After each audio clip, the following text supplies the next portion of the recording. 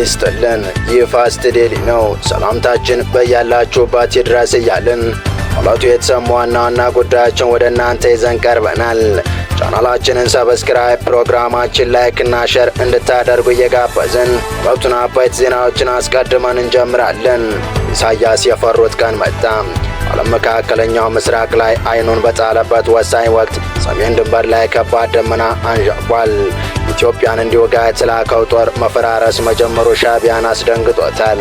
ወዲህ ደግሞ አዳነች አቤቤ ከአዲስ አበባ ከባድ መርዶ ወደ አስመራ መወርወራቸውን ተከትሎ አስመራ ከባድ ጭርታ ውስጥ መግባቷ ተሰምቷል። ከንቲባ አዳነች አቤቤ ከባድ መርዶ ወደ አስመራ ማሻገራቸውን ተከትሎ ሻዕቢያ ያልጠበቁት እርምጃዎችን እየወሰዱ ነው። እርምጃው የሰዓት እላፊ ገደብንም ያካተተ ነው እየተባለ ሲሆን አስመራ በከተማዋ ከባድ ዝምታ ሰፍኗል ተብሏል። በዚህ መሃል ታዲያ ኢትዮጵያን ለማጥቃት ወደ ትግራይ እንዲገባ የተደረገውን የሻዕቢያ ጦር እየፈረሰ ገሚሱ ወደ አዲስ አበባ እየኮበለለ መሆኑ በሻዕቢያ መሪዎች እጅግ አስደንጋጭ ሆኗል ተብሏል። በዝርዝር እንመለስበታለን። የእስራኤል ዘመቻ እንደ አድዋ ነው የአምባሳደሩ አነጋጋሪ መልእክት። መካከለኛው ምስራቅ የተጀመረው ጦርነት አራተኛ ቀኑን ይዟል። እስራኤል ዛሬም በቴህራን የሚገኘውን የፕሬዝዳንት ጽሕፈት ቤት ደብድባለች። የሟች ቁጥር በአስደንጋጭ ሁኔታ ጨምሯል። አነጋጋሪውን መረጃ ይዘነዋል፣ በስፋት ሰሙታላችሁ። እስከ ፍጻሜው አብራችሁን ቆዩ። የኤርትራ ወታደሮች የኢትዮጵያን ሉዓላዊ ግዛት ጥሶ ወደ ትግራይ ክልል የተለያዩ ቦታዎች መግባታቸው ይታወቃል። ወደ ትግራይ ከገቡት ወታደሮች ውስጥ ከካምፓቸው እየጠፉ ወደ አዲስ አበባ እየገቡ ነው። እስካሁን 254 የሚሆኑ ወታደሮች ሻዕቢያን ጥሎ አዲስ አበባ እንደገቡ የስምረት ፓርቲ ምክትል ምክር ቤት አባል የሆኑት አቶ ጣማርዶም ገልጸዋል። በሌላ በኩል ደግሞ ግብጽ የኤርትራ ወታደሮችን ወደ ሱዳን እያጓጓዘ መሆኑ ተገለጸ። የግብጽ ብሔራዊ አየር መንገድ የኤርትራ ወታደሮችን ወደ ሱዳን እያጓጓዘ መሆኑ ዛሬ ተሰምቷል። የግብጽ መንግስት የኤርትራ ሰራተኞችን በግዳጅ ወደ አስመራ በመመለስ ላይ መሆኑ ከፍተኛ ዓለም አቀፍ ተቃውሞ እያስነሳ ባለበት ወቅት አየር መንገዱ የኤርትራ ወታደሮችን ወደ ሱዳን እያጓዘ ይገኛል መባሉ ጉዳዩን ይበልጥ አነጋጋሪ አድርጎታል። ወደ ሱዳን እየተጓጓዙ የሚገኙ የኤርትራ ሰራዊት አባላት ትክክለኛ መዳረሻና ዓላማ እስካሁን በግልጽ ባይታወቅም ሁለት መላምቶች ግን በስፋት እየተነጋገሩ ነው። አንዳንድ ተንታኞች ሰራዊቱ በገፍ ወደ ሱዳን እየገባ ያለው ከወራት በፊት እንደተደረገው ሰራዊት ከአልቡርሃን ጦር ጎን ተሰልፎ የፈጥኖ ደራሹን ኃይል እንዲዋጋ ነው የሚል ግምቶችን እያስቀመጡ ሲሆን ከወራት በፊት በተመሳሳይ ሁኔታ የሻዕቢያና የሱዳን ብሔራዊ ጦር በቅንጅት ዘመቻ ከፍተው የጀነራል ሄሚቲን ጦር ዋና ከተማ ካርቱም አባሮ ቤተ መንግስቱን ከ2 ዓመታት በኋላ የተቆጣጠረበትን አጋጣሚም ለማሳያ እየገለጹ ናቸው። በሌላ ወገን ደግሞ የሰራዊቱ እንቅስቃሴ የተባባሰ ካለ የኢትዮ ኤርትራ ውጥረት ጋር የተያዘ ነው የሚሉ ተንታኞች ዓለም ዓይንና ጆሮ መካከለኛው ምስራቅ ላይ በተከለባት በዚህ ወቅት በአፍሪካ ቀንድ ላይም ከባድ ጦርነት ሊቀሰቀስ ይችላል እያሉ ናቸው። ከድንበር አካባቢ የወጡ ያሉ መረጃዎችን በሁለቱ ሀገራት መካከል ያለው ወታደራዊ እንቅስቃሴ ከወትሮ ለየት ያለ ውጥረት ላይ መግባቱን እየገለጹ ሲሆን በማንኛውም ሰዓት አዲስ ነገር ሊሰማ ይችላል እያሉም ናቸው። ለዚህም ከአንድ ወር በፊት የተጀመረው ጅምር ለዚህ ማሳያ ነው የሚሉ አስተያየት ሰጪዎች ኤርትራ 2 ክፍለ ጦሮቿን ወደ ሱዳን አስገብታ በዛው ከሚገኘው የህወሓት ታጣቂ ጋር ማዋሃዷን ጠቅሰው አሁንም እየተደረገ ያለው የዚሁ አካል ሊሆን ይችላል እያሉ ናቸው። እየተፍረከረከ ያለው ጽምዶ ለማዳን ሻዕቢያና ህወሓት ጦራቸውን ማጣመራቸው ተሰምቷል። ከወደ አዲስ አበባ በኩል እየተሰማ ያለው ጉዳይ ያሳሰባት ኤርትራ ከአንድ ወር በፊት ጋሻ ባርካ የነበረው የኤርትራ 65ኛ ክፍለ ሰራዊት የ1ኛና 3ኛ ብርጌድ ወደ ሱዳን ሐምዳየት መግባቱ ይታወቃል። ቀደም ሲል ጀምሮ በሱዳን ሰፍሮ የሚገኘ የህወሓት አርሚ 7 መቀሌ ላሉ የሰራዊት አዛዦች መላኩን ምንጮች ገልጸዋል። መልእክቱን ከተቀበሉት የህወሓት አመራሮች በተገኘው መረጃ መሰረት ወደ ሱዳን ሐምዳየት የገባው ሻዕቢያ ጦር በኤርትራ አቅም ከባድ የተባለ መሳሪያ ታጠቀ ነው። በስፍራው ኦስማን የተባለ የሱዳን ደህንነት መኮንን አቀባበል እንዳደረገላቸውም የደረሰ መረጃ ያመለክታል። የሻዕቢያ ተዋጊዎች ወደ ስፍራው ያቀኑት ባለፉት ሳምንታት የህወሓት ኤርትራና ሱዳን ኃይሎች የፋኖ አመራሮችን አካተው ጥምረት መመስረታቸውን ይፋ ካደረጉ በኋላ እንደሆነም ታውቋል። የሻዕቢያ ወታደሮች ወደ ሱዳን አምዳያት መግባታቸውን ተከትሎ በተለምዶ ሳምሬ የሚባሉት የአርሚ ሰባና የፋኖ ኃይል በጣምራ በወልቃይት በኩል ጥቃት ለመሰንዘር በዝግጅት ላይ መሆናቸው በተደጋጋሚ ሲገለጽ ነበር። ከወር በፊት 2 ክፍለ ሰራዊቷን ከህወሓት አርሚ ሰባ ጋር ያዋሃደችው ኤርትራ ከትላንት ጀምሮ ደግሞ በግብፅ አየር ኃይል እገዛ ከፍተኛ ሰራዊት እያንቀሳቀሰች ነው።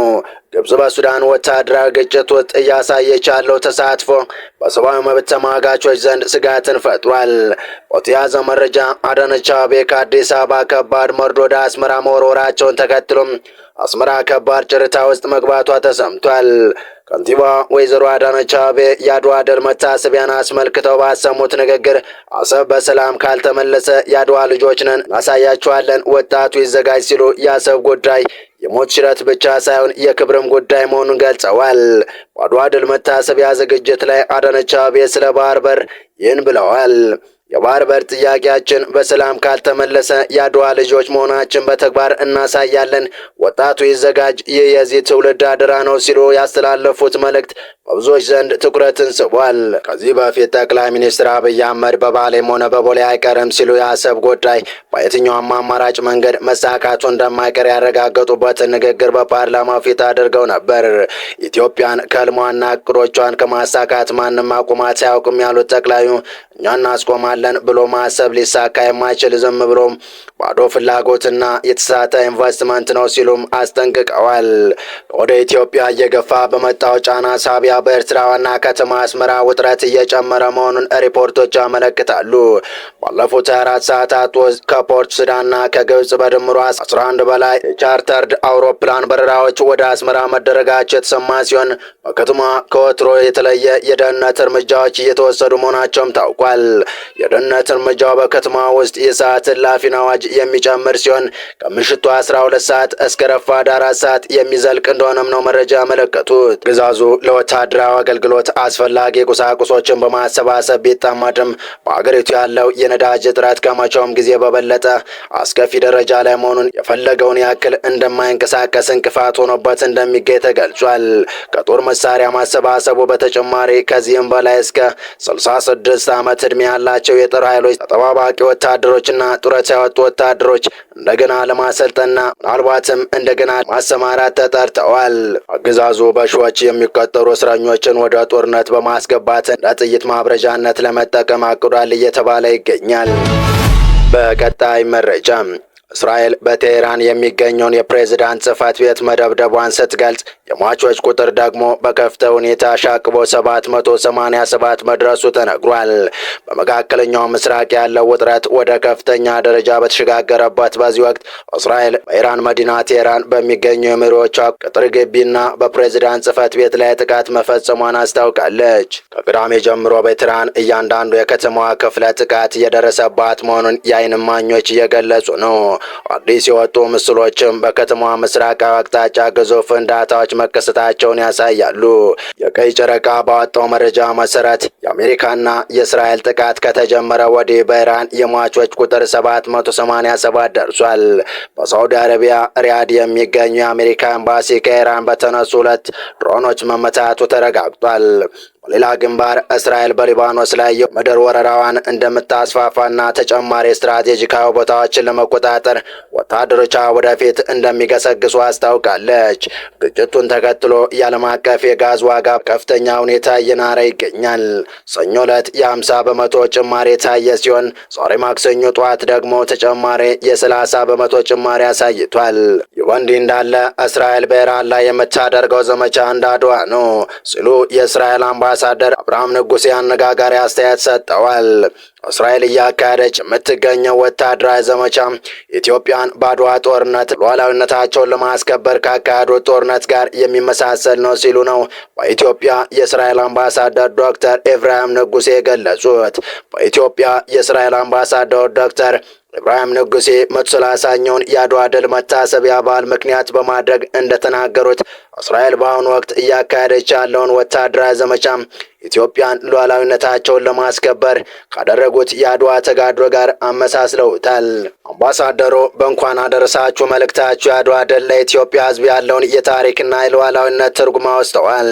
አምባሳደሩ የኢትዮጵያ ሕዝብ በአድዋ ድል ሉዓላዊነቱን እንዳረጋገጠው ሁሉ የእስራኤል ሕዝብም ሉዓላዊነቱና የሀገሩን ሕልውና ለማረጋገጥ ቆራጥ የሆነ ጦርነት በማካሄድ ላይ ይገኛል ብለዋል።